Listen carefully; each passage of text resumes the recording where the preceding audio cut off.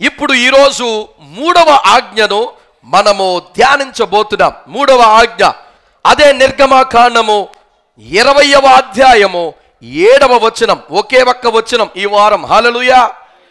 నీ దేవుడైన యెహోవా నామమును వ్యర్థముగా నుచ్చరించకూడదు.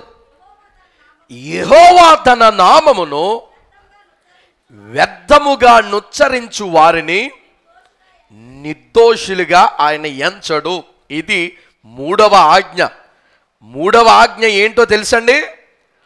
దేవుని యొక్క నామాన్ని వ్యర్థముగా పలకకూడదు.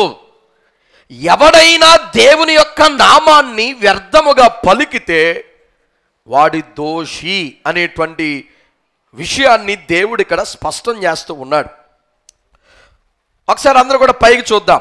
ఒక వచనమే, ఇంకేం చదివించను. పైకి చూడండి, పర్లేదు. టర్కీ దేశంలో ఒక జాతి కొంగ ఉందంటండి. కొంగల్లో కూడా చాలా జాతులు ఉంటాయి, అవునా? నీటి కొంగ, కొల్లేటు కొంగ, మన ఇంటి దగ్గర తిరిగే గాలి కొంగ, ఇంకే కొంగలు ఉంటాయి. రకరకాలైనటువంటి కొంగ జాతులు ఏ విధంగా ఉన్నాయో టర్కీ దేశంలో కూడా ఒక జాతి కొంగ ఉందంట. మరి ఆ జాతి పేరేంటో నాకు సరిగ్గా తెలియదు. నాకు నోరు తిరగట్లేదని నేను చెప్పట్లేదు. ఎక్కడ మళ్ళీ అనర్థాలు వచ్చేస్తాయి. ఒక జాతి కొంగ ఉంది. అదేంటంటే దానికి ఉన్నటువంటి నైజం, దాని అలవాటు ఏంటంటే ఊరికే లోడా లోడా వాగుతుందంట. అంటే అరుస్తుంది ఊరికే. దాని అరుపులే దానికి శాపం. ఎందుకంటే టర్కీ దేశంలో కొంగలు ఎంత ఎక్కువగా ఉంటాయో ఈ యొక్క గెద్దలు కూడా అంత ఎక్కువగా ఉంటాయంట. ఈ అస్తమాను అరవడం వల్ల ఆకలితో తిరుగుతున్న గెద్దలన్నీ కూడా వచ్చి ఈ కొంగలను పట్టుకొని చంపుకొని తినేస్తూ ఉంటాయి. దాని నైజం కరుస్తూ ఉంటుంది, మరణంకి గురైపోతూ ఉంది. అందుకని ఈ కొంగలు ఏం చేస్తాయంటే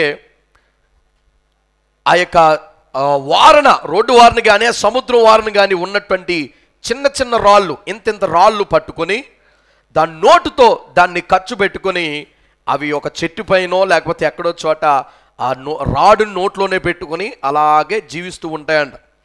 దానికి ఆకలేసినప్పుడు ఆ రాతిని పడేయడం, అది ఎగురుకుంటూ వెళ్ళి ఆహారాన్ని తినడం, మరలా అది రెస్ట్ తీసుకోవాల్సినప్పుడు ఆ రాతిని నోటుతో పట్టుకొని అది చెట్టు మీద అలాగే నివసిస్తూ ఉంటుందంట. ఆ రాయి కింద పడిందో దీని ప్రాణాలు పోతాయి. గెద్దొచ్చి దీన్ని ఎత్తుకెళ్ళిపోద్ది, పొడుచుకుని తినేస్తూ ఉంటుంది.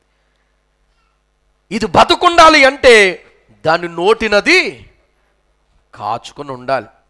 ఇక్కడ దేవుడు ఈ యొక్క ఆజ్ఞలో కూడా దేవుడు అదే చెప్తున్నాడు. దేవుని యొక్క నామాన్ని వ్యర్థముగా నుచ్చరించకూడదు. అంటే ఇష్టం వచ్చినట్టు ఎక్కడ పడితే అక్కడ అసభ్యకరంగా ఉపయోగించకూడదని అర్థం.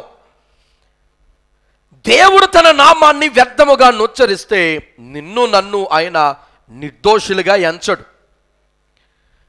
అంటే దేవుడు ఇక్కడ డైరెక్ట్గానో ఇండైరెక్ట్గానో మనకేం చెప్తున్నాడంటే మన నోటిని జాగ్రత్తగా కాపాడుకోవాలి. నోరుందకడదని లడా నువ్వు వాగేస్తూ ఉంటే అది ఆ కొంగకి ఏ విధంగా ప్రమాదకరమో నీకు నాకు కూడా అంతే ప్రమాదకరం. నీవు నేను ఎక్కువగా మాట్లాడకుండా తగినంతగానే మాట్లాడి అవసరమైనప్పుడు మాట్లాడి సురక్షితముగా మనకి మనము కాపాడబడాలి అంటే మన నోట్లో ఏముండాలి? కొంగ నోట్లో రాడు ఉన్నట్టుగా మనకి దేవుని యొక్క భయము భక్తి ఉండాలి. హల్లెలూయా. అదే మనకి బరువైనటువంటి రాయి లాంటిది. ఎప్పుడైతే దేవుని పట్ల భయము భక్తి ఉంటుందో నీ నోటు ఎక్కడ పడితే అక్కడ మనము తెరిచి ఇష్టం వచ్చినట్టు మాట్లాడం. దేవుని యొక్క భయము భక్తి నోరు తెరవనివ్వకుండా, మనము చనిపోకుండా, మనము నాశనం అయిపోకుండా, మనము అపవాది చేత శోధించబడకుండా ఆ భయము భక్తి మనల్ని ఏం చేస్తాయంటే కాపాడుతూ ఉంటాయి. హల్లెలూయా. కనుక ఈరోజు వాక్యంలో నుండి మనం చూద్దాం. దేవుడు అంటున్నాడు, ఇష్టం వచ్చినట్టు మాట్లాడటము కాదు, నీ నోటిని జాగ్రత్తగా కాపాడుకో. చూడండి, యాకోబు రాసినటువంటి పత్రిక 3వ అధ్యాయము 8వ వచనం. యాకోబు 3:8. ఏ నరుడును నాలికను సాధు చేయనేరడు, అది మరణకరమైనటువంటి విషముతో నిండినది, నిరర్గళమైన దుష్టత్వమే. అమ్మ నాలిక కొరకు భక్తుడు సెలవిస్తూ ఉన్నాడు. అంతేకాకుండా ఇదే అధ్యాయము 1 నుండి మనం చదువుకుంటూ వెళ్తే ఇంకొక మాట కూడా చెప్తూ ఉన్నాడు భక్తుడు. నా సహోదరులారా, బోధకులమైనటువంటి మనము మరి కఠినమైనటువంటి తీర్పు పొందుదమని తెలుసుకొని మీలో అనేకులు బోధకులు కాకుండా ఉండండి అని చెప్తున్నాడు. అంటే ఈ మధ్యకాలంలో ప్రతి ఒక్కడు పాస్టర్ కింద తయారైపోయి వెళ్ళిపోతున్నాడు. ఇక్కడ భక్తుడు అంటున్నాడు, సహోదరులారా మీలో చాలామంది బోధకులు కంటే సేవకులుగా అవడం కొరకు కొద్దిగా దేవుని యొక్క నిర్ణయం ఏమిటో ఆలోచించి, ఆయన అవునంటాడో కాదంటాడో ఆయన దగ్గర విచారించి, ఆయన గ్రీన్ సిగ్నల్ ఇస్తే నువ్వు సేవకుడిగా బయటికి రా, లేకపోతే నువ్వు కఠినమైనటువంటి తీర్పు. ఎందుకంటే సేవకులకి, విశ్వాసుల కంటే సేవకులకు ఎక్కువ తీర్పు దేవుడు తీర్చబోతున్నాడు. ఎందుకంటే సేవకుడు విశ్వాసులకి ఏం చేస్తూ ఉంటాడు? ప్రకటిస్తూ ఉంటాడు. అంటే సమస్తము కూడా తెలుసు, ధర్మశాస్త్ర గ్రంథము తెలుసు, అంటే వాక్యము తెలుసు, వాక్యమును ఏ విధముగా అవలంబించుకోవాలో తెలుసు, వాక్యాన్ని ఏ విధంగా ప్రకటించాలో తెలుసు. అన్నీ తెలుసుండి సేవకుడు తప్పుడు మార్గంలోనికి వెళ్ళిన, దేవునికి ఆయాసకరముగా జీవించిన సేవకులు నోటి మాట ద్వారా తప్పినా సరే దేవుని యొక్క సన్నిధానం లేక దేవుని ఎదుట విశ్వాసుల కంటే ఎక్కువ తీర్పు సేవకులకే ఉంటుందంట. అందుకని భక్తుడు అంటున్నాడు, సహోదరులారా మీలో చాలామంది బోధకులు కాకుండుడి. బోధకులు అవ్వద్దు మీరు. చాలా తీర్పు ఉంటుంది. దేవుని యొక్క చిత్తమేంటో కనిపెట్టి అప్పుడు మీరు సేవకులను బోధకులు కండి అని వాక్యములు సెలవిస్తూ అప్పుడు కింద చెప్తూ ఉన్నాడు. కింద ఏమంటున్నాడు చదువమ్మా? అనేక విషయాలలో మనమందరము తప్పిపోవచ్చున్నాము. ఎవడైనను మాట యందు తప్పని ఎడల అట్టివాడు లోపమును లేనివాడై. జాగ్రత్తగా చూడండి, ఉదాహరణ చెప్తున్నాడు. గుర్రములు మనకు లోబడడానికి నోటికి కళ్ళెము పెట్టి వాటి శరీరమంతయు మనము త్రిప్పుదుము కదా, వాడను కూడా చూడండి. వాడలు ఎంతో గొప్పవి పెద్దవైనను పెనుగాలికి కొట్టుకొని పోబడినను వాడ నడుపు వాడి ఉద్దేశము చొప్పున మిక్కిలి చిన్నదగు చుక్కాని చేత అది త్రిప్పబడుచు ఉన్నది. అలాగునే నాలుక కూడా దేహములో అతి చిన్న అవయవము ఏదైనా ఉందంటే అది నాలికేనంట. దేహములో నాలిక అవయవములన్నిటికంటే చిన్నదైనను బహుగా అదరిపడును. ఎంత కొంచెము చిన్న నిప్పు విస్తారమైనటువంటి అడవిని తగలెట్టేస్తుంది. చిన్న నిప్పు ఇల్లంతా కూడా పెద్దింటిని తగలెట్టేస్తూ ఉంది. నాలుక అగ్నియే. ఆ నాలిక మన బాడీ అంటే మన అవయవములో ఉంచబడినటువంటి పాపపు ప్రపంచమై ఉన్నది. సర్వ శరీరమునకు అంటే మన దేహాన్ని ఈ ఒక్క నాలిక కనబడకుండా లోపల ఉంది చూసారా, ఈ ఒక్క నాలిక కనిపించేటువంటి ఈ దేహమునంతా కూడా ఏం చేస్తుందమ్మా? మాలిన్యము కలుగు చేస్తూ ఉంది. ఆ ప్రకృతి చక్రమునకు చుచ్చు పెట్టును, అది నరకము చేత చుచ్చు పెట్టబడను. చాలా ఇంకా మిగతా అన్నీ కూడా మీరు ఇంటికి వెళ్ళి చదువుకోండి 12వ వచనం వరకు. అక్కడ భక్తుడు చెప్తూ ఉన్నాడు, నాలిక ఎంత ప్రమాదకరమైనదో ఆ వాక్యములో మనకి బోధిస్తూ ఉన్నాడు. ఒక గుర్రం మన మాట వినదు. అది మన మాట విని మనం ఎటు కావాలంటే తిప్పాలి అంటే దాని నోటు నుండి ఒక కళ్ళెం వేస్తారంట. ఆ నోటి దగ్గర ఉన్నటువంటి ఆ 2 తాళ్ళు పట్టుకుని దాన్ని మనం డైరెక్ట్ చేసినటువంటి విధానమును బట్టి అది రైట్కో లెఫ్ట్కో తిన్నంగానో వెళుతూ ఉంటుంది. ఆ విధముగానే పెద్ద వాడ క్రూజ్ షిప్ అంటారు కదా, ఇప్పుడు మనకి విదేశాల్లో కానీ ఇప్పుడు మన భారతదేశంలో కూడా మొదలు పెట్టారు క్రూజ్ షిప్ అని. ఆ షిప్లో హోటల్ ఉంటుంది, షాపింగ్ మాల్ ఉంటుంది, రూమ్స్ ఉంటాయి. పెద్ద షిప్ అది. దాంట్లో చదువుకోవడానికి పుస్తకాలు ఉంటాయి. మొత్తం అన్నిటినీ కలగలిపినటువంటి పెద్ద షిప్ అయినను కొన్ని వందల మంది ప్రయాణం చేయొచ్చు. అద్దాల మేడలాగా ఉంటుంది తెల్లగా. అలాంటి పెద్ద వాడైనను వాడ నడిపేటువంటి ఆ నావికుడు ఆయనకున్నటువంటి చుక్కాని అంటే కింద వాడు డైరెక్ట్ చేయడానికి ఒక చిన్న పలకలా ఉంటుందంట. అడిలా తిప్పితే అది ఇలా వాడ అటువైపు వెళ్ళిపోద్ది, దాన్ని ఎలా తిప్పితే వాడు ఇటువైపు వెళ్ళిపోద్ది. ఆ విధముగా చిన్న చుక్కాని చేత పెద్దవాడ ఏ విధంగా నడిపించబడుతుందో ఈ చిన్న నాలిక ద్వారా మనము నడిపించబడతా ఉంటాం. హల్లెలూయా. నీ నాలిక మంచిదైతే నువ్వు మంచివాడు అవుతావు. నీ నాలిక పనికి మాలినదైతే మనమేమవుతాం? పనికి మాలినోళ్ళమే అవుతాం. నా నాలిక మంచిదనుకో, నేను మంచోడిని అవుతాను. బ్రదర్ దృష్టిలో కానీ దేవుని దృష్టిలోనే కానీ నా నాలిక మంచిగుంటే అంటే హృదయం నిండిన దాన్ని బట్టి నోరి మాట్లాడును. ఈ నాలిక పలుకుతుందంటే, ఇది మాటలు మాట్లాడుతుందంటే ఈ మాటలన్నీ ఎక్కడి నుంచి వస్తున్నాయి? ఎక్కడ? అందుకని నీ నాలిక మంచిదైతే, అందుకనే మన సామెతలు కూడా ఉంటుంది, నోరు మంచిదైతే ఊరు మంచిది అయిపోద్దంట. నోరు మంచిదైతే ఊరు మంచిది ఎలా అయిపోద్ది అని అనుకుంటాం, కానీ వాక్యం చదివేటప్పుడు మనకు తెలుస్తూ ఉంటుంది. నీ మాట మంచిదనుకో, నలుగురిని కలుపుకుంటూ మనం వెళ్ళిపోతాం. నీ నాలుక మంచిగా లేదనుకో, నువ్వు అక్కడవే మిగిలిపోతావు ఒంటరిగా. అంతేనా? అందుకని ఎవరము కూడా తొందరపడి పుసుకుని ఆ మాటలు ఈ మాటలు అనేకూడదు. అందుకని దేవుడు అంటున్నాడు, నువ్వు మాట్లాడే ముందు ఎంతో శ్రద్ధగా జాగ్రత్తగా ఒళ్ళు దగ్గర పెట్టుకుని మాట్లాడాలి. బోధకుడు కూడా బోధ చేసేటప్పుడు ఒళ్ళు దగ్గర పెట్టుకుని బోధ చేయాలి.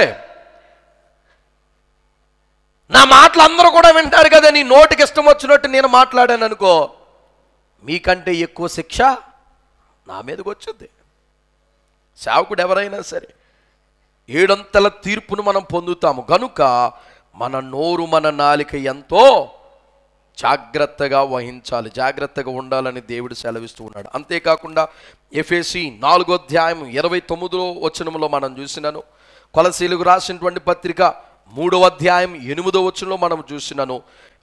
ఈ యొక్క నాలిక కొరకు ఏ విధమైనటువంటి జాగ్రత్తలు దేవుడు చెప్పాడో ఆ వచనాల్లో మనము చూడగలం. కనుక వాక్యం వింటున్నటువంటి ప్రియమైన దేవుని బిడ్డలారా, ఈ నాలికను ఏ విధముగా వ్యర్థమైనటువంటి మాటలు మాట్లాడకుండా పరిశుద్ధుడైనటువంటి దేవుణ్ణి కొనియాడేటువంటి మనము ఏ విధంగా మన నాలుకను ఉంచుకోవాలి? ఈ నాలుక లేకపోతే ఈ మాట దేవుని స్తుతించుటకు, ఆయన నామాన్ని ఉచ్చరించిన, ఆయన్ని పొగుడుటకు, ఆయన ఆరాధించుటకు ఈ నాలికని లేకపోతే ఈ నోటిని, ఈ యొక్క దేవుని యొక్క నామస్మరణని మనం ఉపయోగించాలి. కానీ వ్యర్థముగా మనము నుచ్చరించడానికి వీల్లేదు అని వాక్యం ద్వారా ఈ యొక్క 3వ ఆజ్ఞలో మనము చూస్తూ ఉన్నాం.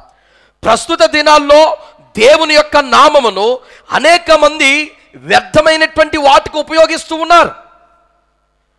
చెడు మాటలకు దేవుని యొక్క నామాన్ని ఉపయోగిస్తూ ఉన్నారు. దేవుని యొక్క నామానికి ఒక విలువ అనేది ఇవ్వలేనిటువంటి రోజుల్లో మనం ప్రస్తుత కాలంలో జీవిస్తూ ఉన్నాం. ఒకరోజు ఒక చిన్న అమ్మాయి సండే స్కూల్కి మొదటిసారిగా వెళ్ళిందంట. అదేమో డిసెంబర్ క్రిస్మస్ నెల. సండే స్కూల్ టీచర్ చెప్పాడంట, యేసయ్య యొక్క ఆ యొక్క దేవుని యొక్క పుట్టిక కొరకు ఆయన చెప్తున్నాడంట. దేవదూతల కొరకు చెప్పాడు, మరియమ్మ కొరకు చెప్పాడు, యోసేపు కొరకు చెప్పాడు అని ఎంత కారణ జన్ముడో సమస్తము కూడా చెప్పి ఆఖరికి ఆ బాలుడి పేరే ప్రభువైన యేసు అని చెప్పాడంట. అప్పుడు మొదటిసారిగా వెళ్ళినటువంటి ఈ చిన్నమ్మాయి పక్క అమ్మాయిని పిలిచి, అదేంటి అంత మంచి బాలుడికి, అంత మంచి ఆ దేవుని ద్వారా పంపబడినటువంటి ఆ యొక్క బాలుడికి అంత చెత్త పేరు పెట్టారేంటి? యేసు అనేటువంటి పదాన్ని బయట ఎంతోమంది తిట్టుకోవడానికి లేకపోతే వ్యంగ్యంగాను ఉపయోగించడం నేను ఇప్పటి వరకు విన్నాను.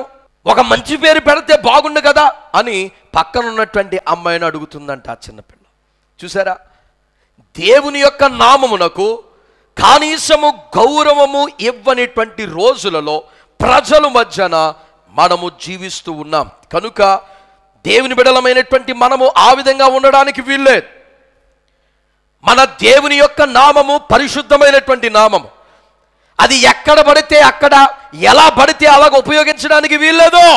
దేవుని యొక్క నామము కొరకు కొన్ని యొక్క విషయాలు మనం నేర్చుకోవడానికి ప్రయత్నం చేద్దాం. చూడండి, 3 విషయాలు చెప్తాను మీకు. 3 విషయాలు ఆ 3 విషయాలు, ఆ 3 పాయింట్స్ చెప్పి నేను త్వరగా ముగించడానికి ప్రయత్నం చేస్తాను. మొదటిది ఏమిటంటే, దేవుని పేరుకు లేక దేవుని పేరు గౌరవమైనటువంటి పేరు. దేవుని యొక్క నామము ఎలాంటి నామమ్మా? గౌరవమైన నామం. అందరూ చెప్పాలి, దేవుని నామం ఎలాంటిది? గౌరవమైనది. దాన్ని వాడేటువంటి మనము కూడా అంతే గౌరవంగా దేవుని నామాన్ని మనం పలకాలి. వనరబుల్ అనగా హోలీ అనేటువంటి అర్థం వస్తుంది. అలాగే వర్ది ఆఫ్ రెస్పెక్ట్ అనేటువంటి మీనింగ్ కూడా వస్తుంది. వనరబుల్ అనగా హోలీ, పరిశుద్ధమైనటువంటి నామం. దేవుని నామము పరిశుద్ధమైనటువంటి నామము. దేవుని యొక్క నామము గౌరవించుటకు అర్హత కలిగినటువంటి నామము. దేవుని యొక్క నామము అది పొగడదగినటువంటి నామము. హల్లెలూయా, హల్లెలూయా. కనుక ఆ దేవుని యొక్క నామాన్ని పలికేటువంటి మనము, ఆ పవిత్రమైనటువంటి నామమును పలికేటువంటి మనము, ఏ విధముగా మనము ఆ యొక్క దేవుని యొక్క నామాన్ని నొచ్చరిస్తూ ఉన్నామో ఒక్కసారి మనము పరిశీలన చేసుకుని చూసుకోవాలి. ఇప్పుడు సాధారణంగా మనము వాక్యములో మనం జాగ్రత్తగా పరిశీలన చేసి చూసినప్పుడు, పాత నిబంధన గ్రంథములో కానీ లేక బైబిల్లోనే కానీ ఎవరైనా ఒక వ్యక్తి పేరు మనం తీసుకున్నప్పుడు ఆ బైబిల్లో రాయబడినటువంటి పేరు ఆ వ్యక్తి కొరకు మాట్లాడుతూ ఉంది. అలాగే ఆ వ్యక్తి యొక్క తాత ముత్తాతలు, యాన్సిస్టర్స్ అంటారనమాట. అంటే ఆ యొక్క పితరుల యొక్క జీవితాన్ని మనకి తెలియజేస్తూ ఉంది. ఆ పేరు తన యొక్క బ్యాక్గ్రౌండ్, అంటే తన యొక్క గత జీవితాన్ని, తన యొక్క పరిస్థితిని, సమస్తాన్ని కూడా మనకి తెలియజేసేదై ఉంటుంది. ఇప్పుడు నేను మీకు యాకోబు అనేటువంటి పేరు నేను మీకు చెప్పాను అనుకో, బైబిల్లో ఉన్నటువంటి యాకోబు అనేటువంటి పేరును మీకు చెప్తే వెంటనే మీ ఆలోచన ఎక్కడికి వెళ్ళిపోద్ది? యాకోబు అంటే ఒకప్పుడు మోసగాళ్ళలో ఉండేవాడు, ఆయన జీవితం ఇలా ఇలా ఉంది. యాకోబు అన్న పేరు కూడా మోసగాడని అర్థమిస్తూ ఉంది. దేవుడు ఆయన పేరును తర్వాత ఇశ్రాయేలుగా మార్చాడు. ఈయన పితరులు ఎవరు అంటే అబ్రహాము, ఇస్సాకు, విశ్వాసులకు తండ్రులు వారు, వారి యొక్క సంతానమేనని ఒక్క పేరును తీసుకుంటే వారి బయోడేటా మొత్తం కూడా ఆ పేరే మనకు చెప్పేస్తూ ఉంది. అవునా? అబ్రహాం అనేటువంటి పేరుని తీసుకున్నాను అనుకో, మీరు కూడా ఆ విధముగానే చెప్పగలరు. ఆ విధముగానే బైబిల్లో ఏ పేరును మనం తీసుకున్నా ఆ పేరుకు ఒక పర్సన్, ఆ యొక్క పర్సన్ గురించి మనకు తెలియజేస్తూ ఉంది. ఆయన యొక్క బ్యాక్గ్రౌండ్ కొరకు మనకు తెలియజేస్తూ ఉంది. అంత మాత్రమే కాకుండా వారి యొక్క యాన్సిస్టర్స్, వారి పితరుల కోసం కూడా ఆ ఒక్క పేరు మనకు తెలియజేస్తూ ఉంది. ఆ విధముగానే బైబిల్లో దేవునికి కూడా కొన్ని పేర్లు ఉన్నాయి. బైబిల్ మొత్తములో దేవునికి ఉన్నటువంటి పేర్లు ఎన్ని అని ఒకసారి లెక్కేస్తే 300 పేర్లు దేవునికి బైబిల్ గ్రంథంలో ఇవ్వబడ్డాయి. 300 పేర్లు అన్నీ కూడా ధ్యానించడానికి మనకి సమయం లేదు, కానీ 2 పేర్లు చెప్పి నేను నెక్స్ట్ పాయింట్లోనికి వెళ్ళిపోతాను. 2 పేర్లు. ఆ 2 పేర్లలో మొట్టమొదటి పేరు ఏమిటంటే ద లార్డ్, అనగా ప్రభువు. ప్రభువు అనేది కూడా దేవునికి ఇవ్వబడినటువంటి నామము. ప్రభువు ఇంగ్లీష్లో దాన్నే ద లార్డ్ అంటారనమాట. లార్డ్ అనగా తెలుగులో ప్రభువు అని అంటారు. హీబ్రూలో దాన్నే యెహోవా అనేటువంటి పదముతో పిలవడం అనేది మనకు జరిగింది. యెహోవా అనేటువంటి పదముకు అర్థం ఏమిటంటే సెల్ఫ్ ఎగ్జిస్టెంట్, అంటే తన్ను తానుగా ఉన్నటువంటి వాడు అని అర్థం. సెల్ఫ్ ఎగ్జిస్టెంట్ అంటే అర్థం ఏంటమ్మా? తన్ను తానుగా ఉన్నటువంటి వాడు అంటే స్వయంభవుడు అనేటువంటి అర్థం. యెహోవా లేక ప్రభువా అనగా అర్థం ఏమిటో తెలుసా? తన్ను తానుగా ఉన్నటువంటి వాడా లేక స్వయంభవుడా అని నువ్వు పిలుస్తూ ఉన్నావు దేవుని. ఇది దేవునికి ఇవ్వబడినటువంటి ఒక నామకరణం, ప్రభు అని పిలుస్తాం. మనం కూడా చాలాసార్లు ప్రార్థన చేసేటప్పుడు ప్రభువా మా ప్రార్థన ఆలకించువా, ప్రభువా నా సమస్య తీర్చువా, ప్రభువా అని పిలుస్తూ ఉంటాం. ప్రభువా అనేటువంటి నామము దేవునికి ఇవ్వబడినటువంటి నామం. హల్లెలూయా. ఒకసారి మోషే అడుగుతున్నాడు, ప్రభువా అయ్యా నిన్ను ఎవరు పంపారంటే నేనేమని చెప్పాలి? ఇదిగో వెళ్ళిపోయి ఇశ్రాయేలు ప్రజలను విడిపించి తీసుకొచ్చేయమంటున్నావు. ఇప్పుడు అక్కడికి వెళ్ళిన తర్వాత అడుగుతారు, ఎవడరా నువ్వు? 400 పైనే సంవత్సరాల నుంచి మేము ఎవరిని చూడలేదు, ఈరోజు నువ్వు పుడింగిలా వచ్చేసి మిమ్మల్ని అందరినీ బయటికి తీసుకెళ్ళిపోతానంటే నీ మాట మేము ఎలా నమ్మేది? అసలు ఎవరు నిన్ను పంపించింది అంటే నేనేం చెప్పాలి ప్రభువా అంటే, అప్పుడు దేవుడు అన్నాడు, I am who I am, నేను నేనే అని చెప్పమన్నాడు దేవుడు. చూడండి ఒకసారి, నిర్గమాకాండము 3వ అధ్యాయము 14వ వచనంలో మనం చూడగలం. ఇంగ్లీష్ బైబిల్లో మనం చూసినట్లయితే, God said to Moses, I am who I am, this is what you are to say to the Israelites అన్నాడు అన్నమాట. అంటే I am who I am, నేను ఉన్నవాడను అనువాడను అనేటువంటి వార్తను ఇక్కడ మోషేకు దేవుడు తెలియచేయడం అనేది జరిగింది. ఆయన ఉన్నవాడు, ఆయన ముందు ఎవడు లేడు, ఆయన తరువాత ఎవడు కూడా ఉండబోడు, ఆయన స్వయంభవుడు, ఆయనకి ఆయనే ఉన్నటువంటి మహనీయుడు మన ప్రభువు. హల్లెలూయా. అందుకే ఆయనకి ప్రభువు అనేటువంటి నామము ఆయనకి ఇవ్వడం అనేది జరిగింది. అలాగే మలాకీ గ్రంథం 3వ అధ్యాయం 6వ వచనంలో, అలాగే యాకోబు రాసినటువంటి పత్రిక 1వ అధ్యాయం 17వ వచనంలో మనం చూసినప్పుడు అవన్నీ కూడా క్లియర్గా మనం చూస్తూ ఉంటాం. ఈ విధముగానే దేవునికి ఇవ్వబడినటువంటి పేర్లలో కొన్ని పేర్లు ఈ ఉదయకాల సమయంలో మనం ఒక్కసారి చూడడానికి ప్రయత్నం చేద్దాం. చూడండి, మొట్టమొదటిగా యెహోవా ఈరే అనేటువంటి దేవుని యొక్క నామమును మనం చూడగలం. యెహోవా ఈరే, ఆ మాటకు అర్థం ఏమిటంటే ద ప్రొవైడర్, ఇచ్చేటువంటి వాడు. ఆదికాండము 22వ అధ్యాయము 14వ వచనంలో మనం చూస్తాం. ఆదికాండము 22:14, అబ్రహాము ఆ చోటికి ఏమని పేరు పెట్టాడమ్మా?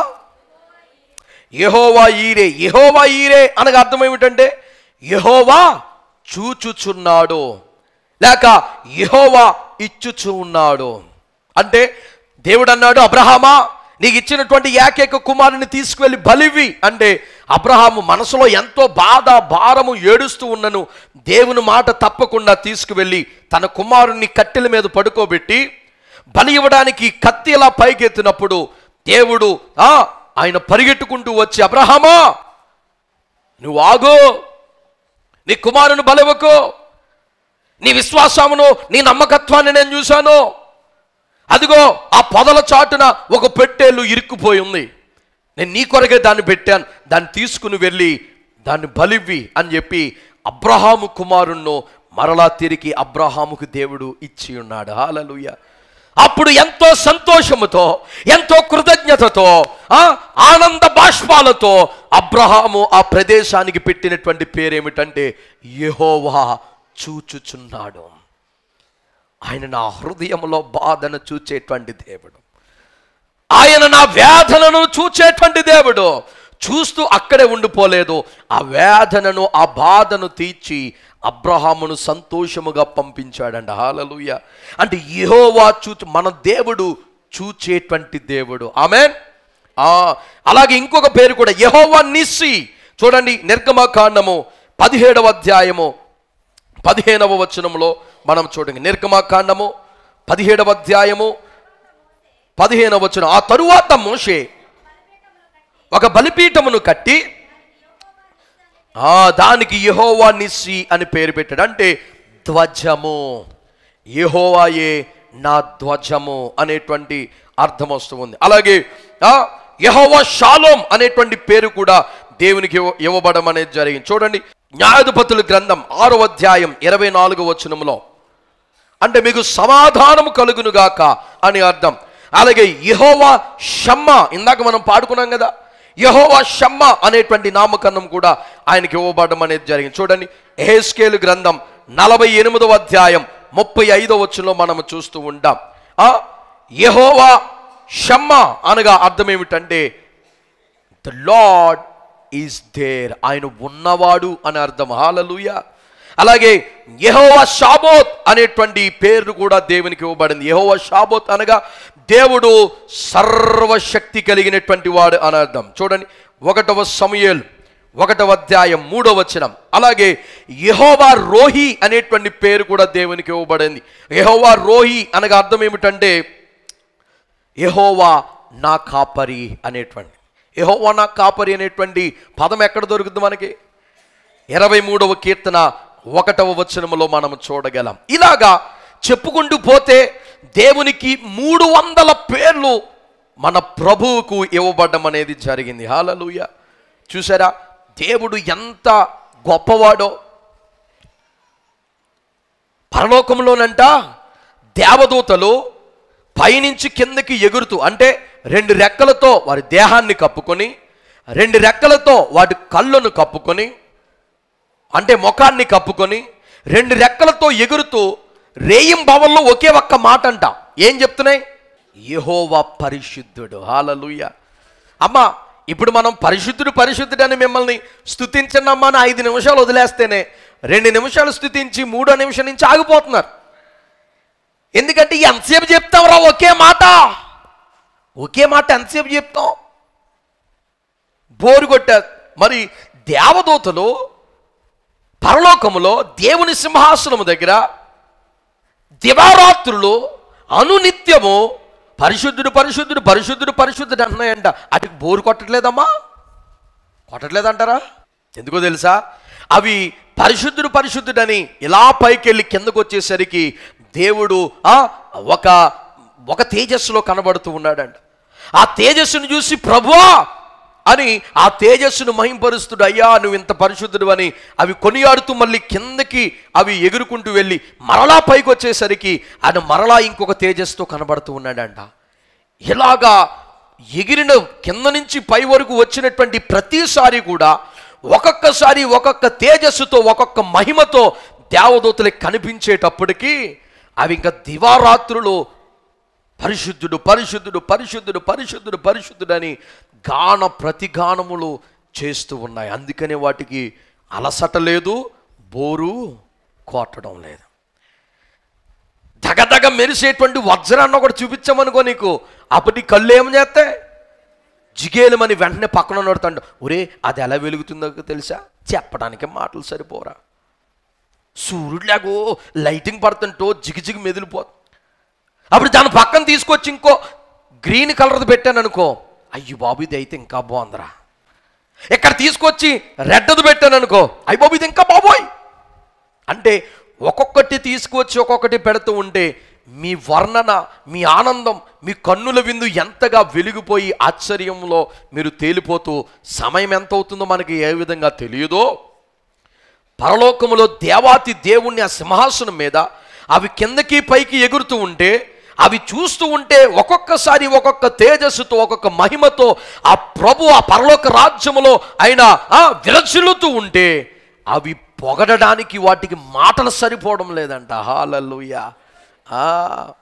అందుకనే బైబిల్ గ్రంథంలో కూడా దేవుణ్ణి ఎప్పుడైతే పలు సందర్భాల్లో దేవుడు చేసినటువంటి సహాయమో, వారి జీవితంలో దేవుడు చేసినటువంటి కార్యములు చూసిన వారు ఒక్కొక్కరు ఒక్కొక్క రకముగా దేవుణ్ణి యెహోవా ఈరే, యెహోవా షాలోమ్, యెహోవా షాబోత్, యెహోవా షమ్మా అని రకరకాల పేర్లు దేవునికి ఆమోదించుతూ ఉన్నారు. హల్లెలూయా.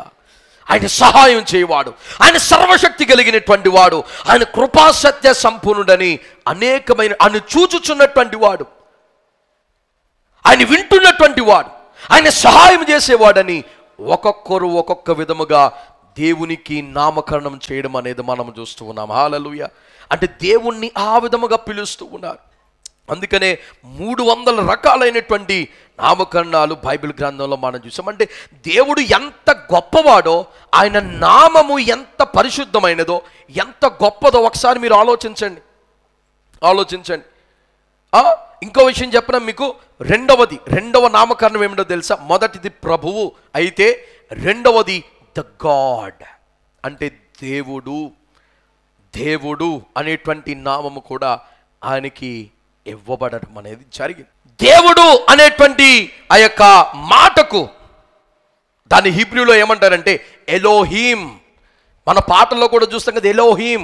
ఎలోహీం అంటే ద గాడ్, దేవుడు అని అర్థం.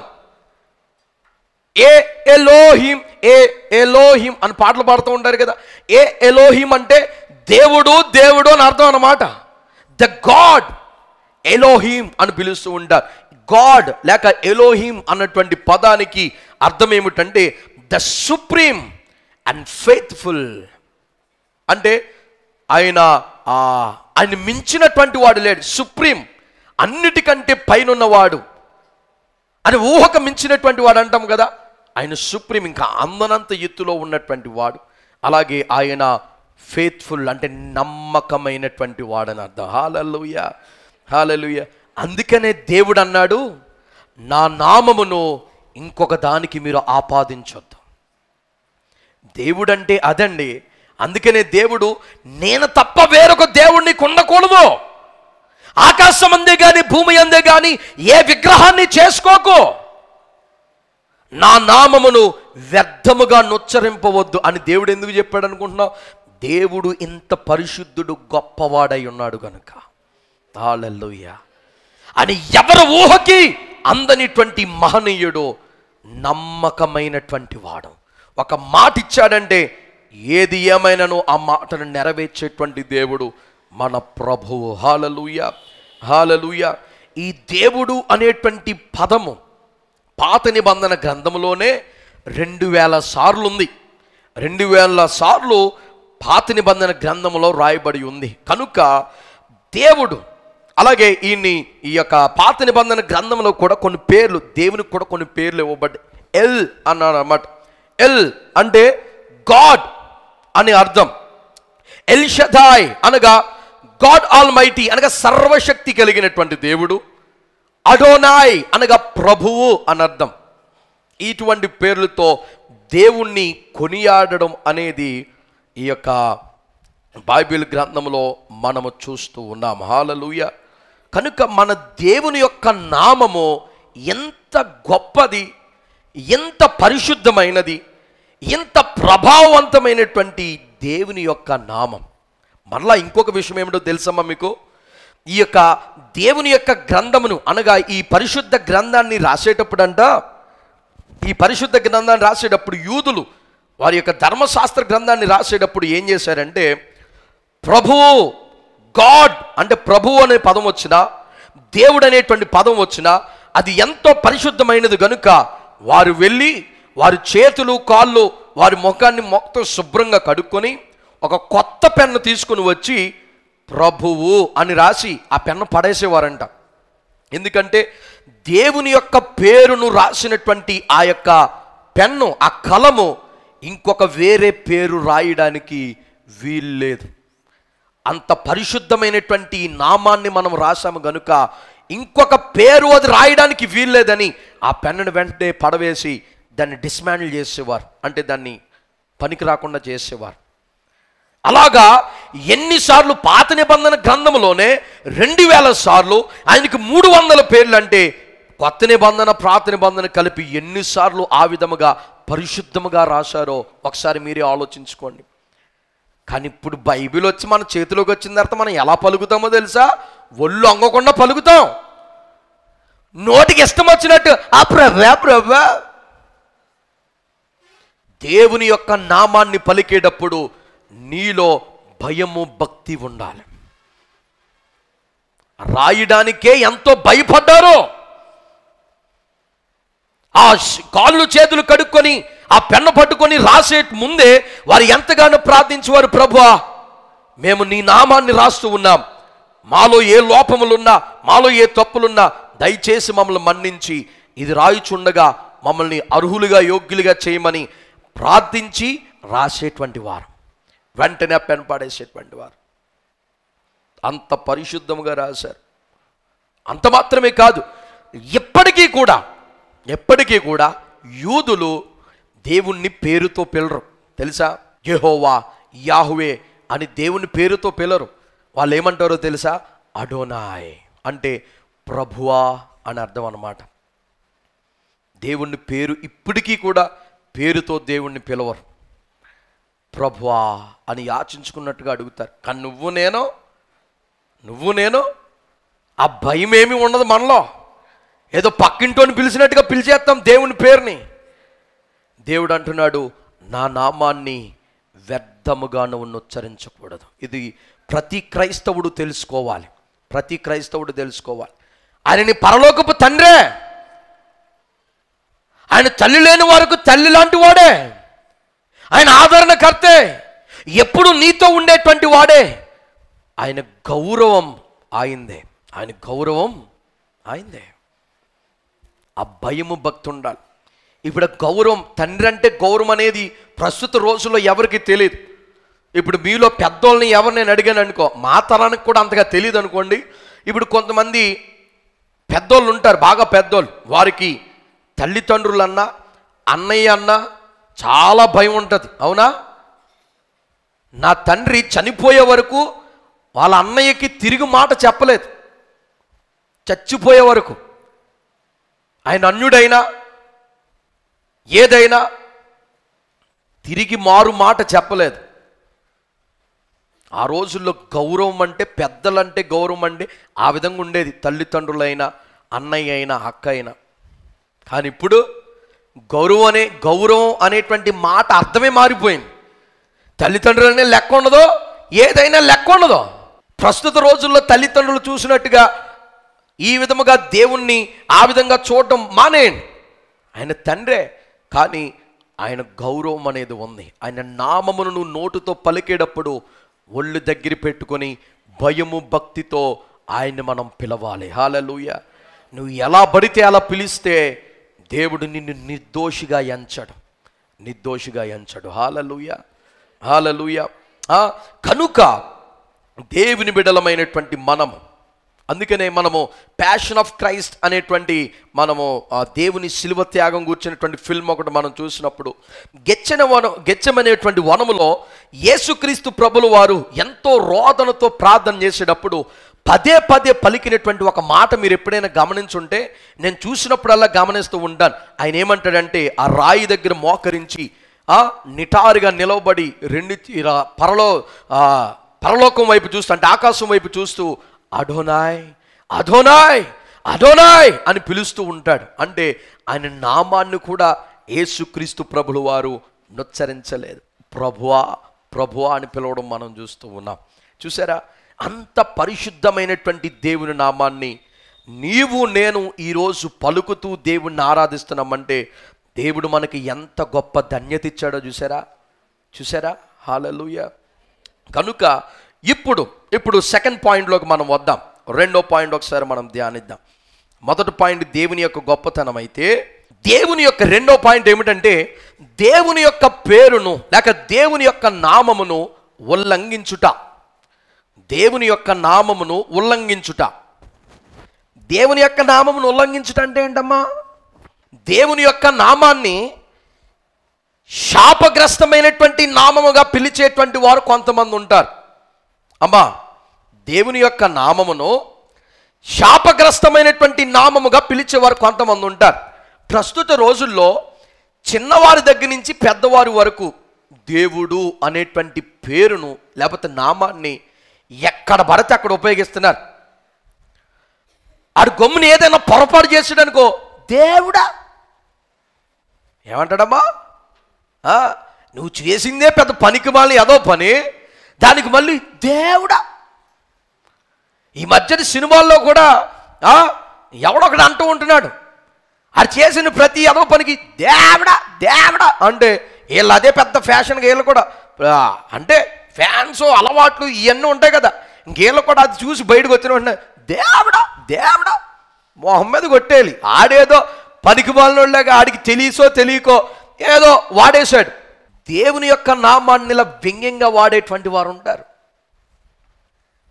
నేను సపోజ్ నువ్వేమన్నా పొరపాటు చేసావనుకో, దేవుడా దొరికిపోయాం.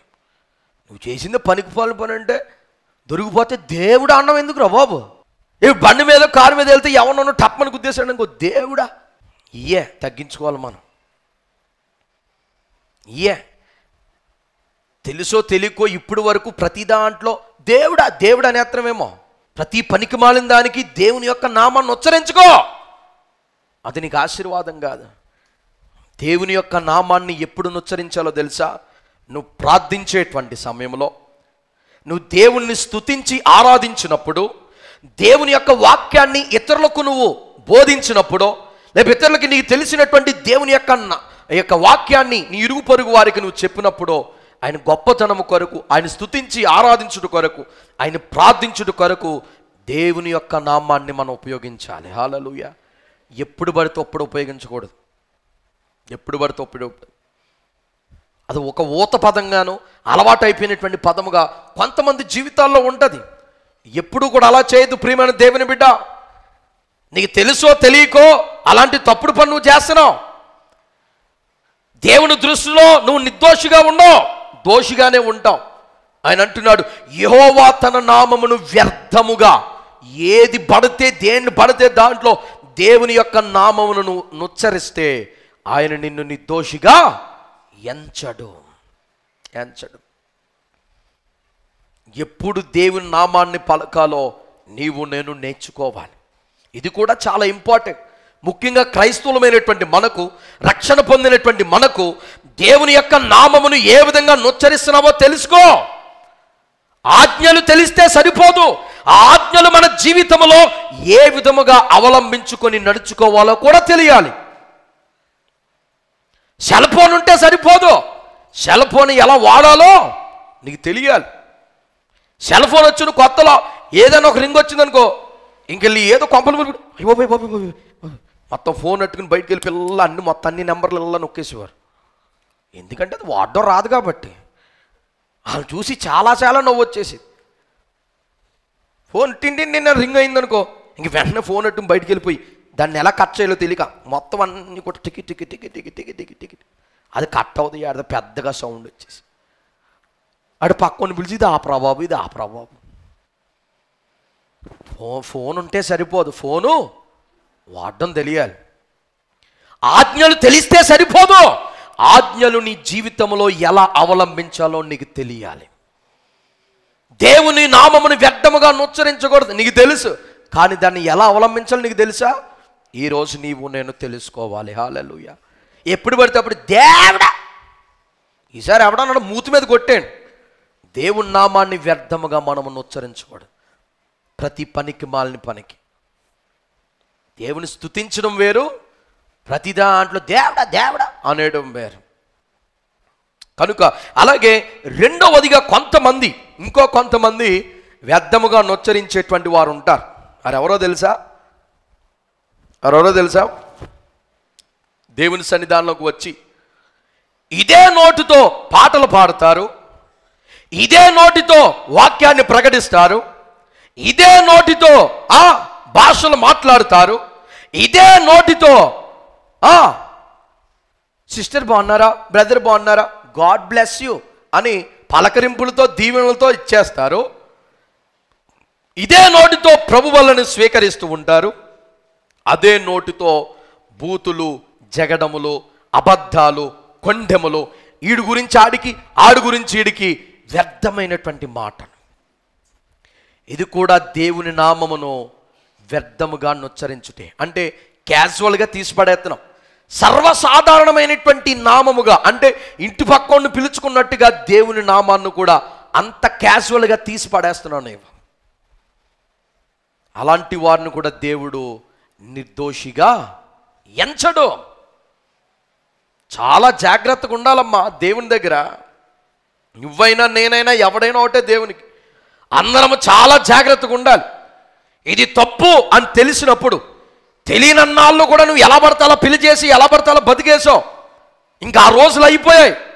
తెలిసిన తరువాత నువ్వు తగినటువంటి జాగ్రత్త కలిగి మనం జీవించాలి. లేకపోతే దేవుని ముందు నువ్వు దోషిగా కనబడతావు. దోషులను దేవుడు శిక్షించేటువంటి సమయము అతి త్వరలో ఉంది. హల్లెలూయా, హల్లెలూయా. అలాగే మరికొంతమంది ఉంటారు. మూడో రకం ఎవరో తెలుసా? హిపోక్రైట్స్ ఉంటారు. హిపోక్రైట్స్ అంటే కపటదారులు. బయటకొకటి, లోపలికొకటి. మీకు ఒకటి తెలుసా? ఒక భక్తుడు ఏం చెప్పాడో తెలుసా? లోకములో ఉన్నటువంటి ఆ యొక్క దురాచారాల్లో ఉన్నటువంటి వారి కంటే సంఘములో ఉన్నటువంటి కపట వేషధారులే ప్రమాదకరమైనటువంటి వారంట. అమ్మా, లోకములో ఉన్నటువంటి అన్యాచారాలు లేకపోతే ఆ యొక్క ఆచారాల్లో, లోకములో వ్యర్థమైనటువంటి వాటిలో ఉన్నవారి కంటే, రక్షణ లేని వారి కంటే సంఘములో కపటము కలిగినటువంటి వారే డేంజరస్. వారి కూడా దేవుని యొక్క నామమును వ్యర్థముగా నుచ్చరించేటువంటి వారితో సమానం. ఎందుకంటే నువ్వు వచ్చేదేమో దేవుని మందిరానికి, వినేదేమో దేవుని వాక్యాన్ని, పరిశుద్ధమైనటువంటి వాక్యాన్ని, కానీ నీ హృదయం అంతానే ఉంటేనేమో కుళ్ళి కుశుద్ధం. ఒకరిని ఎదగనివ్వో, ఒకరిని బతకనివ్వో, ఒకరిని మాట్లాడనివ్వో, ఒకరిని ఇది చేయనివ్వో. ఈ హృదయంలో అంతా కుళ్ళి గజ్జి మొత్తం అన్నీ కూడా నీ హృదయంలోనే ఉంటాయి. లోపలంతానేమో కపటం, పైకేమో మంచివాడిగా మంచిదానిగా నటన. సంఘాల్లో, క్రైస్తవుల్లో ముఖ్యంగా ఇలాంటి వారు ఎక్కువ మంది. నీ ప్రవర్తన ద్వారా దేవుని యొక్క నామమును అవమానము చేస్తూ ఉన్నావు. దేవుని యొక్క నామాన్ని నీ ద్వారా వ్యర్థముగా నుచ్చరింప చేస్తూ ఉన్నావు. దేవుడు నిన్ను దోషిగానే చూస్తాడో, నిర్దోషిగా నువ్వు ఎంచబడో. ఈరోజు మన ప్రవర్తన మారిపోవాలి. హల్లెలూయా. దేవుణ్ణి మనం పలికేటువంటి విధానం మారిపోవాలి. దేవుని యొక్క నామస్మరణ చేసేటప్పుడు ఒక భయముతో, భక్తితో మనము దేవుణ్ణి పలకాలి. హల్లెలూయా. ఇష్టం వచ్చినట్టు ఎక్కడ పడితే అక్కడ పలకడం కాదు. తెలుసుకో, ఆజ్ఞలన్నీ కూడా తెలుసుకొని వాటి ప్రకారంగా మనం నడిచిన ఎడల దేవుని యొక్క కృపను మనం పొందుకుంటాం. హల్లెలూయా. ఇప్పుడు ఆఖరి పాయింట్ చెప్పుకున్నాం, ముగించుకుందాం. చూడండి, ఆఖరిది మూడవది ఏంటంటే దేవుని యొక్క నామమును సమర్థించుట. దేవుని యొక్క నామమును సమర్థించుట. సమర్థించుట అంటే దేవుని యొక్క నామమును సమర్థించుట అంటే దేవుడు అసలు ఏం కోరుతూ ఉన్నాడు? ఈ ఆజ్ఞ ద్వారా దేవుడు అసలు మనలో నుండి కోరేదేమిటి అనేటువంటి విషయాన్ని ఈరోజు మనం జాగ్రత్తగా ఒక 2 విషయాలు ధ్యానించి మనం ముగించుకుందాం. చూడండి, మత్తయి సువార్త 5వ అధ్యాయం 37వ వచనాన్ని మనం చూద్దాం. మీ మాట అవునంటే అవును, కాదంటే కాదు అని ఉండవలెను. వీటికి మించినది దుష్టుల నుండి పుట్టినది. హల్లెలూయా. అమ్మా, దేవుడు అంటూ ఉన్నాడు, అసలు దేవుడు మన యొద్ద నుండి ఆశించేదేమిటి? ఈ ఆజ్ఞ నుండి దేవుడు మనకి ఏం చెప్పాలనుకుంటున్నాడంటే మన మాట ఏ విధంగా ఉండాలంటమా? అవునంటే అవును, కాదంటే కాదు. భక్తి చేస్తావా? చేస్తాను, చెయ్యాలి. రక్షణ పొందుతావా? పొందను. అంతేగాని పొంది అటు ఇటు ఉండడం, దేవుని మందిరానికి వస్తానని ఒక వారం వచ్చి ఇంకో వారం మానేయడం. నీ మాట అవునంటే అవును, కాదంటే కాదు. దీనికి మించి ఏది నీ యొద్దకు వచ్చినను, నీలోనికి వచ్చినను, అది ఎక్కడి నుండి పుట్టిందంట? దుష్టుని నుండి పుట్టింది. చాలాసార్లు మనం ఏమంటామంటే, వాక్యం మనకు ఒకటి బోధిస్తుంది అనుకో, దీనికి 100 తోకలు తీస్తారు కొంతమంది. ఎలాగన్నా చేయొచ్చు, అప్పుల్లో ఇలా ఉండేది, ఇలా ఉండేది, అలా ఉండేది, ఇలా అయినా చేయొచ్చు. ఇప్పుడులో ఎలా ఉంది, ఇలా ఉంది, ఈ వాక్యాన్ని ఇలా కూడా చేయొచ్చు అని వాక్యానికి 100 మార్గాలు చూపిస్తూ ఉంటారు. ఇది ఎవరి నుండి పుట్టింది? దుష్టుని నుండి పుట్టింది. వాక్యాన్ని ఉన్నది ఉన్నట్టుగా మనము లోబడి ముందుకు సాగిపోవడం దేవుడు మనకు చెప్పినటువంటి మాట. దేవుడికి తెలియదేంటి?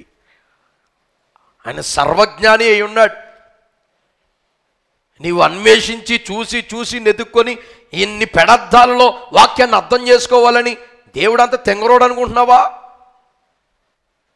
దేవుడు ఒక వాక్యంలో, తన వాక్యంలో ఒకటి రాయించాడు అంటే దాన్ని ఉన్నది ఉన్నట్టుగా మనం విశ్వసించి ముందుకు వెళ్ళాలి. స్వస్థత కలుగుతుందంటే కలుగుతుంది అంతే. విశ్వాసము ద్వారా కార్యాలు జరుగుతాయంటే జరుగుతాయి అంతే.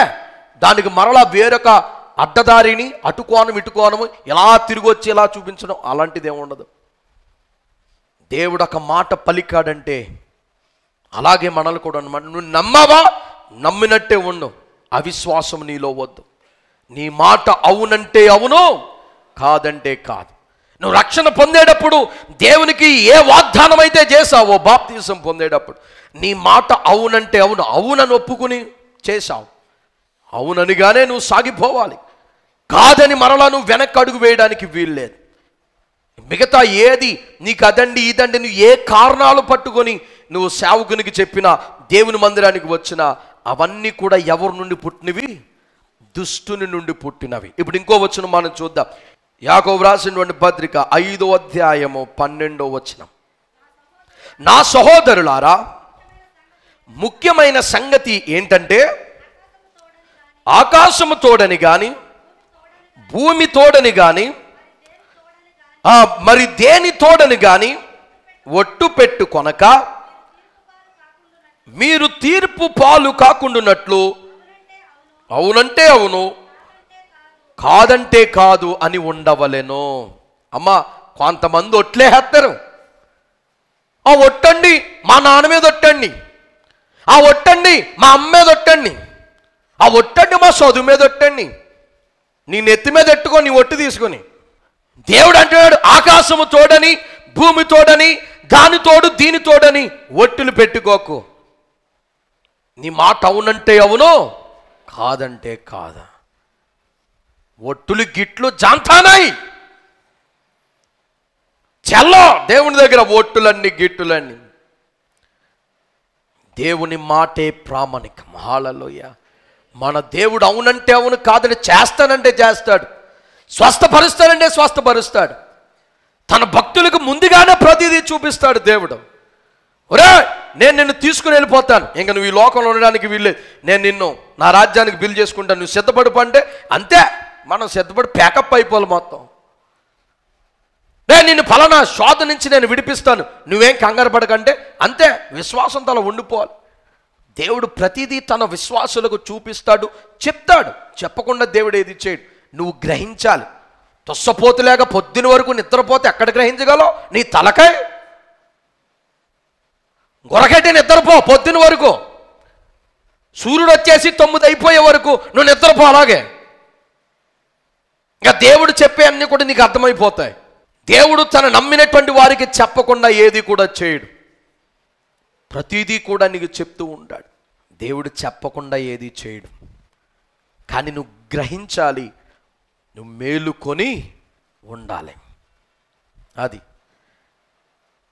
నిర్లక్ష్యంగా తీసిపడితే దేవుడు ఏం చేయలేడు. దేవుడు ఎప్పుడు కూడా చేస్తానంటే చేస్తాడు, చేయనంటే చేయడంతే.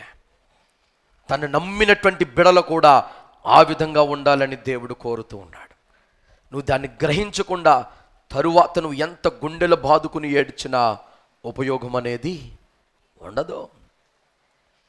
నీకు చెప్పకుండా దేవుడు ఏం చేయడో. దేవుని యొక్క కుమార్తెవి కుమారుడు నీవు. ఏ శోధన నీకు తెలియకుండా రాదు, కానీ నువ్వు గ్రహించలేనిటువంటి స్థితిలో ఉన్నావు. ఈరోజు నువ్వు మేలుకోవాలి. హల్లెలూయా. నీవు కూడా అవునంటే అవును, కాదంటే కాదు. దేవునిలో నెక్కరిసిగా బతుకుతానంటే బతకాలంతే. అప్పుడు నీకు ప్రతిదీ కూడా సోయిలకు వస్తూ ఉంటుంది, నీకు తెలుస్తూ ఉంటుంది. దేవుడు నీతో మాట్లాడతాడు, నేను జ్ఞాపకం చేస్తూ ఉంటాడు, ప్రార్థన చేయమని ప్రేరేపిస్తూ ఉంటాడు. అంతేగాని ఏదో పిచ్చిదిలే అని వదిలేసామనుకో, రేపు పొద్దున్న అదే నీకు ఊరై కూర్చుంటుంది. ఆ సమయంలో నువ్వు నాకు చెప్పలేదు దేవుడా, నువ్వెందుకు నన్ను ఇలాగ అనాథం చేసావు, లేకపోతే దేవుడా నాకు ఎందుకు ఇలాగా, నీకు చెప్తే నువ్వు గమనించలేదు, నేనేం చేయనురా బాబు అంటాడు దేవుడు. అలాగే మత్తయి సువార్త 12వ అధ్యాయం 36వ వచనం. నేను మీతో చెప్పున్నదేమనగా మనుషులు పలుకు ప్రతి వ్యర్థమైనటువంటి ప్రతి విమర్శ దినమున లెక్క చెప్పవలసి ఉన్నది. హల్లెలూయా. అమ్మా, నీవు నేను పలికేటువంటి ప్రతి మాట వలన దేవునికి మనం ఏం చేయాలి? లెక్క చెప్పాలి. ఇష్టం వచ్చినట్టు నోరేసం పడిపోతున్నావేమో. సంఘ పెద్ద లేదు, పాస్టర్ గారు లేదు, పాస్టమ్మ గారు లేదు, గ్రూప్ లీడర్ లేదు, విశ్వాసి లేదు, నీ ఇరుగు పొరుగు వారు లేదు. ఈ ఎవరిని లెక్క చేయకుండా ఇష్టం వచ్చి నోరు పారేసుకుంటున్నావేమో. ఆడు పెద్దకి వచ్చాడు, మరి వీడి పెద్ద ఇది, మరి ఇది అది, మరి అది అదే, మరి దేవుడే నిలబెట్టాడు. మరి నీకు తెలియదు, నీ కళ్ళు మూసుకుపోయినాయి కాబట్టి నువ్వు ఇష్టం వచ్చినట్టు మాట్లాడగలుగుతున్నావు. ఎవరి మీద నోరు పారేసుకోవద్దు ప్రియమైన దేవుని బిడ్డలారా. నువ్వైనంతే, నేనైనంతే. విశ్వాసుల మీద బాధ కలిగినప్పుడు మిమ్మల్ని కాని మాటలు ఇవి పలకడానికి వీల్లేదు. మోషే ఆ విధముగానే ఎంత నమ్మకముగా అంతమంది ప్రజల్ని కానాను వరకు నడిపించిన వాడైనను ఒక్క నోటి మాట జారుట వలన కానాను దేశంలోనికి ప్రవేశించలేకపోయాడు. నువ్వు పరలోక రాజ్యాన్ని కోల్పోవడానికి నీ నోటి మాలిన్యమేమో చూసుకో. నీ నోటి మాటలే పరలోకము నుండి నిన్ను దూరం చేస్తున్నాయేమో. నీ నోటి మాటలే నీకు కీడును తెచ్చిపెడుతున్నాయేమో. నీ నోటి మాటలే వ్యర్థమైనటువంటి నీ నోటి మాటే నీకు శాపంగా అయ్యిందేమో. దేవుడు అంటున్నాడు, విస్తారమైనటువంటి మాటలలో దోషము కలుగును. విస్తారంగా మాట్లాడేటువంటి మాటల్లో దోషం ఉండదు. అందుకే తగుమాత్రాన్ని మాట్లాడి అక్కడితో కట్ చేసాడువే. నీ దగ్గర లేనటువంటి వ్యక్తి కొరకు పదే పదే నువ్వు మాట్లాడకూడదు. మూడో వ్యక్తి కొరకు వాడు నీ సమక్షంలో ఉండగానే వారితో మాట్లాడాలి. దేవుడు చెప్పేటువంటి మాట, ఇది ఎలాగంటాడు అలాగంటా నీకు తెలుసా అని ఆడు కోసం గంట సేపు ఇలా ఆలోచించుకుంటూ అది ఇది అని కహానీలు చెప్పుకుంటూ ఉంటారు కొంతమంది కూర్చునే. వాళ్ళు లేనప్పుడు ఆడు కోసం నువ్వు మాట్లాడకూడదు. ఒకవేళ ఆ సందర్భం వాడి కోసం బాధపడే మాట కానీ ఆనందించే మాట కానీ ఏ సందర్భం వాళ్ళు లేనప్పుడు వచ్చినా తగు మాత్రం మాట్లాడి కట్ చేసేయాలంతే. పిచ్చి పిచ్చిగా నువ్వు ఎక్కడ పడితే అక్కడ కూర్చుని మాట్లాడుకుంటే ఎవరు వినకపోవచ్చు, కానీ పైనుండి చూసేటువంటి దేవుడు ఒక ఆయన ఉన్నాడు. నువ్వు మాట్లాడేటువంటి మనుషులు పలికే వ్యర్థమైనటువంటి ప్రతి మాటలను గూర్చి విమర్శ దినమున దేవునికి లెక్కప్ప చెప్పాలి. కనుక మనము నోరు కాపుదలలో ఉంచుకోవాలి. ఈ నోటుతోనే దేవుణ్ణి ఆరాధించి స్తుతిస్తూ ఉన్నాం. ప్రియమైన దేవుని బిడ్డలారా, ఆ నోటిని పరిశుద్ధంగా ఉంచుకోవాలి. దేవుని మాటను రాసినటువంటి ఆ కలమును ఒక్కసారే రాసి దాన్ని ఎందుకు పడేస్తున్నారో తెలుసా? ఆ మాటతో వేరొక మాటను రాయుటకు వీల్లేదని. ఈ నోటుతో ఆరాధించే ఈ నోటిని నువ్వు ఇంకెంత పరిశుద్ధంగా పెట్టుకోవాలి. అపవిత్రుడు అయిపోతున్నావా? అపవిత్రురాలు అయిపోతున్నావా? ఈరోజు దేవుడు నీతో నాతో మాట్లాడుతున్నాడు. మనం సరి చేసుకుందాం. దేవుని కొరకు అవునంటే అవును, కాదంటే కాదు, వ్యర్థమైనటువంటి మాటలు లేకుండా, దేవుణ్ణి నామమును వ్యర్థముగా ఉచ్చరించకుండా భయము భక్తితో ఆయన సన్నిధానములో ఆరాధిస్తూ ఎల్లప్పుడూ మంచి మాటలే పలుకుతూ దేవుని కొరకు ప్రకాశించేటువంటి జ్యోతులుగా మనం ఉందాం. దేవుడు తన వాక్య భాగమును మన వినికిడిలో దీవించి ఆశీర్వదించునుగాక.